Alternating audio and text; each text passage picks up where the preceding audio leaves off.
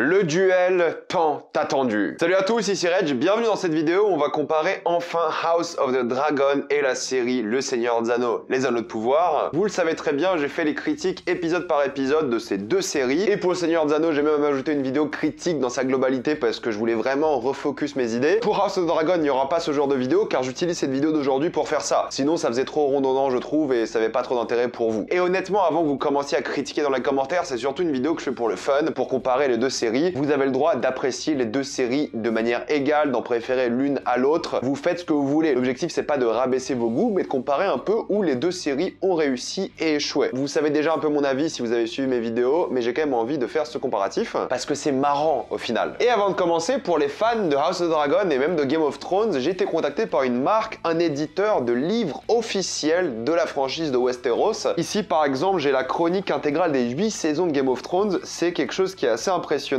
qui parle vraiment de plein d'éléments de la série et ils font quelque chose d'assez exceptionnel concernant House of the Dragon. En effet, est disponible en précommande dès maintenant un manuel similaire mais pour les coulisses de House of the Dragon. Bon, déjà le manuel, celui-ci est de bonne qualité. C'est pas un partenariat sponsorisé, hein, c'est juste que ce genre de truc j'aime bien vous les mettre en avant, peut-être même on vous en fera gagner un à la sortie en février. Mais tout ça pour dire que pour les fans de House of the Dragon qui veulent un peu savoir un peu plus les coulisses, comment ça s'est passé et la conception de la première série, le lien est dans la description et dans le commentaire épinglé pour justement avoir accès aux précommandes de ce bouquin qui sortira en février. Ceci étant dit, on va commencer maintenant à comparer les deux séries. Est-ce qu'il y aura des spoilers? Honnêtement, non, je ne vais pas spoiler. On va juste parler des deux séries de manière qualitative. La première question, c'est est-ce qu'on peut comparer les deux séries? Alors oui, on va comparer les points de vue qualitatifs, mais la question est aussi pourquoi comparer ces deux séries? Pour la simple et bonne raison que c'est ce que les producteurs des deux séries voulaient. En tout cas, les producteurs de chez HBO, pour ceux qui suivent l'actualité comme moi depuis des mois, voire des années concernant ces deux séries, vous savez qu'à chaque fois qu'il y avait une actualité concernant les Anneaux de Pouvoir, il y avait aussi une actualité qui arrivait quelques jours plus tard de HBO sur House of the Dragon et c'était clairement volontaire. À chaque affiche, à chaque bande-annonce, il y avait un effet ping-pong avec HBO. Chez HBO, dès que le Seigneur des Anneaux sortait une affiche, les designers étaient harcelés.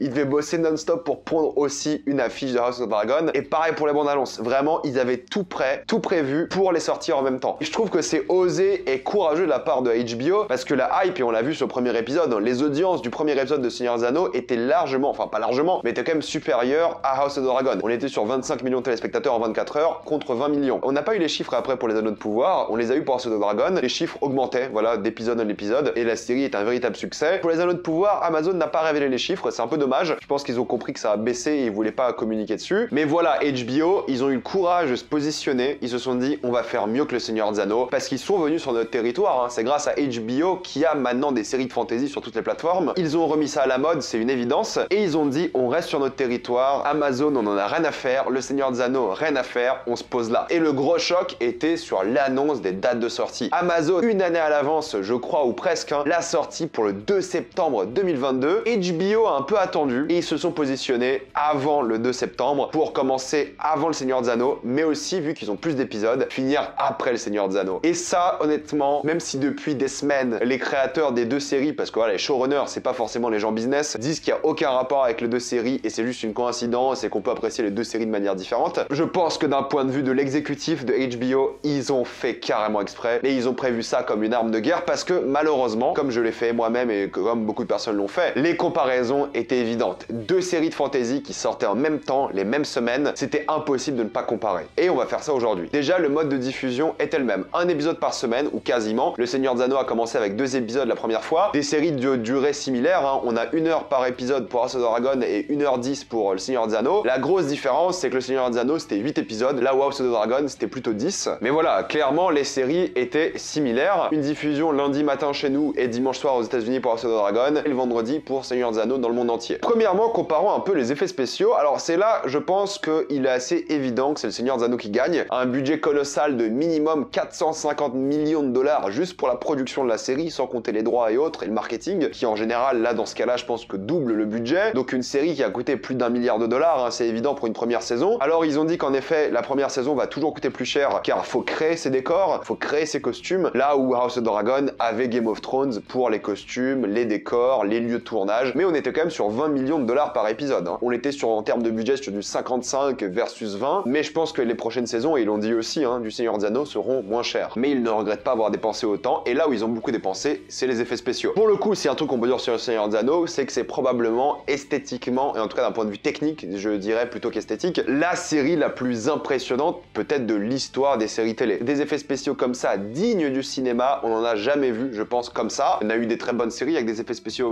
remarquables, mais celle-ci, là, franchement, elle gagne tout. Ça veut pas dire que c'est toujours bien, il y a des moments où les effets spéciaux, bah, tu vois un peu les décors, tu vois un peu les fonds verts, tu vois le studio, tu vois toutes ces choses-là. Ça veut pas dire que c'est parfait, mais pour le coup, ça gagne contre House of the Dragon, qui à certains moments avait des moments assez embarrassants. C'est pas The Witcher, on est d'accord en termes de dragon, mais c'était quand même à certains moments bah, des mauvaises incrustations, des fonds verts que tu voyais, des moments qu'ils auraient dû filmer en extérieur qu'ils n'ont pas fait à cause du Covid, et du coup c'est un peu dans la brume, et voilà, c'était pas terrible à certains moments. De manière générale, c'est excellent parce qu'ils se sont beaucoup reposés sur des décors et sur des environnements réels quand ils pouvaient, et là ça rendait super bien. Tu vas les filmer sur des vraies plages, dans des vrais châteaux et tout, c'est génial, mais sinon certains moments d'effets spéciaux sur des dragons étaient un peu gênants, surtout dans les airs, mais il y a des moments qui étaient exceptionnels, hein, surtout dans le dernier épisode où les effets spéciaux sont extraordinaires. Donc oui, là le Seigneur des Anneaux gagne clairement, on est sur quelque chose de complètement différent en termes de qualité, hein. Les effets spéciaux étaient toujours incroyables. En termes de visuel, de photographie et surtout de décor, là c'est un peu compliqué parce que je trouve que le Seigneur des Anneaux a vraiment de beaux plans, mais je trouve que les plans et la mise en scène de House of the Dragon est plus utile aux personnages et à l'histoire. Donc j'aurais tendance à le donner à House of the Dragon pour le symbolisme, pour la photographie, pour les plans sur les yeux, sur les dragons, sur tous ces magnifiques plans différents qu'on a. J'aurais tendance à dire que visuellement House of the Dragon est bien plus mémorable que Seigneur des Anneaux. Il y a des moments cool sur Seigneur des Anneaux aussi, hein, évidemment, hein. Je pense surtout à la fin de l'épisode 6, mais globalement pour moi il y a plus d'images mémorables, plus de plans mémorables, plus de moments de mise en scène mémorables, plus d'originalité, d'inventivité, plus de régularité aussi dans la consistance de la mise en scène pour House of the Dragon. Donc même si techniquement le Seigneur des Anneaux est plus impressionnant, je trouve que visuellement la série est bien plus concentrée sur ses personnages, sur son histoire, et du coup permet d'être visuellement plus impressionnante d'un point de vue narratif, et même d'un point de vue de la photographie. Il y a des plans cool dans Seigneur des Anneaux, mais je trouve qu'ils font souvent artificiels aussi, c'est le problème, et on se sent difficilement dans la terre du milieu. Il y a très peu de symbolisme, très peu d'aventure visuelle, il y a quelques beaux plans larges et tout bien sûr, mais ça fait tellement faux, et c'est ok, c'est normal, hein. Mais c'est pas comme les films où c'était des figurines et tu voyais un peu que c'était sale à certains moments. Là c'est très propre et tout, donc t'as quand même l'impression de regarder des cinématiques de jeux vidéo à certains moments. Très bien faites les cinématiques, mais tout de même. Visuellement et en termes de mise en scène, je trouve que la série House of the Dragon est plus travaillée, et il y a un côté plus palpable et plus réaliste et qui est vraiment appréciable. Là où le Seigneur des Anneaux à certains moments fait trop faux, je trouve. Et globalement assez feignant dans la mise en scène, où les épisodes sont très peu réguliers et consistants. Il y a des épisodes plutôt bien mis en scène avec des idées et tout, mais la majorité c'est très académique et très peu intéressant et n'ose pas grand chose. Là où House of the Dragon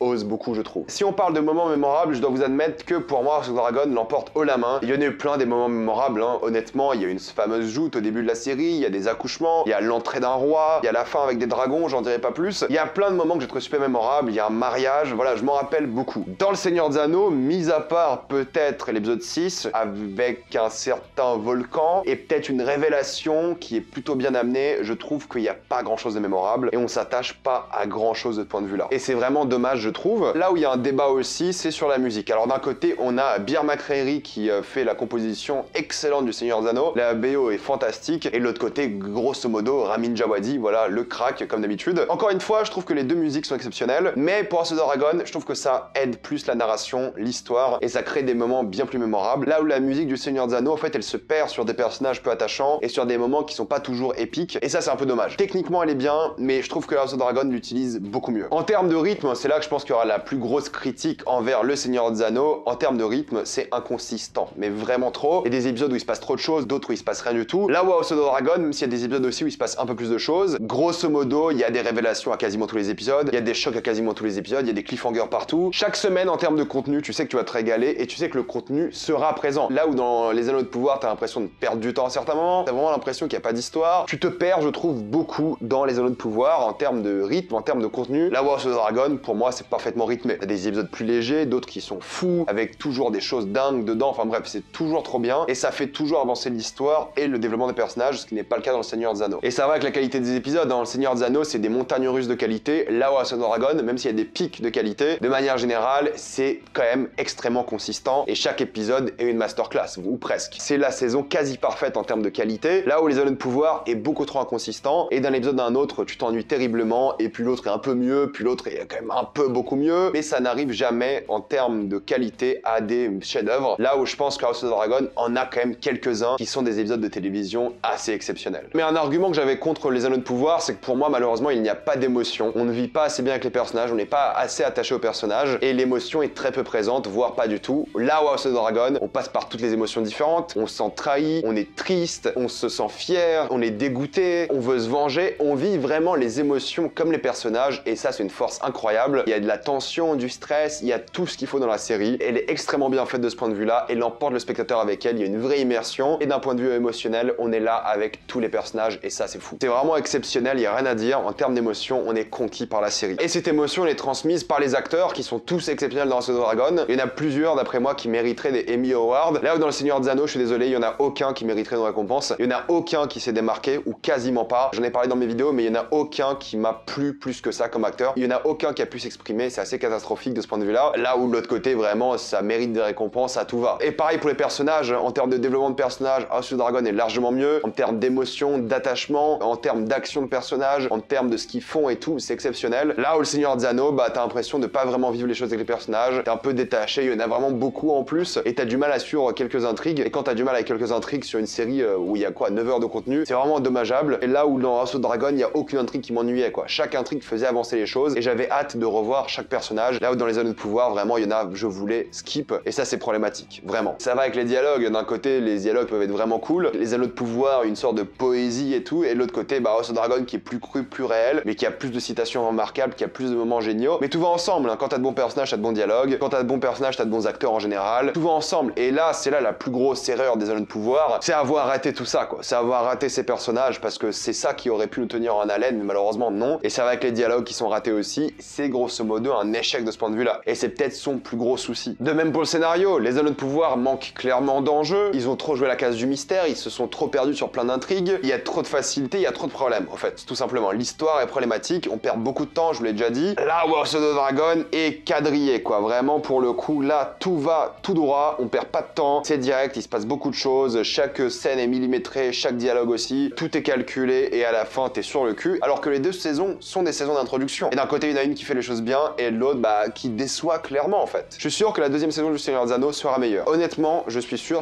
ils peuvent pas faire pire de toute façon. Mais House of the Dragon, j'ai des doutes, parce que franchement, suivre cette saison-là, ça va être dur. Même s'il se passera beaucoup plus de choses, et ce sera, voilà, les événements de la saison 2, je vous dis pas ce que c'est, hein. Mais pareil, dans les deux cas, je pense que la saison 2 peut être meilleure, mais je suis plus confiant pour les Anneaux de Pouvoir. Honnêtement, House of the Dragon, s'ils font aussi bien, c'est déjà exceptionnel. Puis dans les thématiques abordées, bah oui, il y a pas grand-chose chez le Seigneur des Anneaux, il y a pas cet esprit à l'aventure, à l'amitié, il y a pas trop le bien contre le mal, il y a un peu une thématique par rapport aux orques qui est intéressante, par rapport à un personnage, mais globalement, il y a pas grand-chose. Il y a un peu de politique qui est vraiment mal amenée, alors que l'autre côté, la politique, de l'espionnage, des trahisons, une histoire de famille, une grande histoire de famille avant tout, des histoires de mariage complexes, de guerre, plein de trucs. C'est super dense, ça ne s'arrête jamais. Les personnages vivent des choses dingues, franchement, c'est une masterclass, d'après moi, vraiment. Et si on parle de lore, House of the Dragon avait déjà des bases solides avec Goth, mais pour le Seigneur des Anneaux, c'est vrai qu'il fallait un peu réinventer tout ça, même s'il y avait les bases du Seigneur des Anneaux. Et je trouve qu'ils ont perdu pas mal de temps sur des choses assez inutiles et qui sont assez décevantes. Ils ont vraiment mal géré l'équilibre entre le lore et l'histoire, et ils ont teasé beaucoup trop de choses pour la suite, qui était une distraction, je trouve, pour l'histoire. Ils auraient dû se baser sur les fondements du Seigneur des Anneaux, quoi, tout simplement. Mais bon, vu que c'est pas la même chaîne, vu qu'à l'époque c'est des films et tout, c'est compliqué. Mais ils se basent aussi en même temps sur ça, donc c'est vraiment compliqué comme idée de ce point de vue-là. Puis je trouve que d'un côté, on voyage pas assez, malheureusement. Dans le Seigneur des Anneaux, en fait, on ressent pas vraiment la Terre du Milieu. Dans House of the Dragon, on voyage pas beaucoup non plus, c'est beaucoup de pièces, de châteaux, mais t'as l'impression que le monde est bien plus vaste, étonnamment, je trouve, hein. Là où le Seigneur des Anneaux, on va dans tellement d'endroits différents, il y a tellement des téléportations tout le temps, je me suis retrouvé un peu perdu à certains moments. Je savais où étaient les choses, hein, mais je trouve que c'était beaucoup trop pour ce que c'était. Puis ils avaient une carte qu'ils ont utilisée qu'une fois et puis basta, et ça c'est dommage. Puis en termes de débat, en tout cas sur mes vidéos et sur les réseaux, j'ai vu beaucoup plus d'entrain sur House of the Dragon, et ça parlait de débats plus profonds, de personnages, de motivation, et j'ai adoré suivre ça. Je me trompais même moi souvent sur les motivations des personnages, on débattait de vidéo à vidéo. Là où le Seigneur des Anneaux, bah ça parlait de lore et de mystère et pas grand chose en plus, hein. Ça parlait pas vraiment des personnages, voilà, les discussions étaient un peu plus vaines, je trouve, et beaucoup moins fascinantes. Là où House of the Dragon, franchement, chaque semaine, il y avait des vrais débats sur pourquoi est-ce que les personnages ont fait ça, avec des indices dans la série et tout, c'était fou. Et pour conclure, c'est vrai que bah, d'un côté, comme je l'ai dit, hein, pour moi, les Anneaux de Pouvoir, c'est la déception de l'année, y a rien à dire. Je suis dépité par cette série, je suis désolé de le dire, mais c'est la vérité. Et l'autre côté, House of the Dragon, bah, c'est une réussite qui a surpris tout le monde. On s'attendait pas à retrouver un niveau de qualité aussi élevé, je pense, dès la première saison. Donc je pense clairement que les gens sont plus que satisfaits. Et oui, pour moi, House of the Dragon est évidemment une bien meilleure série qui est déjà bien mémorable et sera déjà cette saison 1 culte, je pense. Là où Seigneur des Anneaux, il y a beaucoup de choses à rattraper pour la saison 2. Mettez-moi dans les commentaires ce que vous avez pensé de ces deux séries. Est-ce que vous appréciez les deux? Voilà, moi d'un côté, je suis un peu déçu d'une et vraiment content d'une autre. Tout ça dans les commentaires. Comme d'habitude, pensez à vous abonner à la chaîne pour plus de vidéos. Mettez un j'aime, ça aide beaucoup la chaîne. Suivez-moi sur tous mes réseaux et moi je vous dis à la prochaine fois. Salut à tous.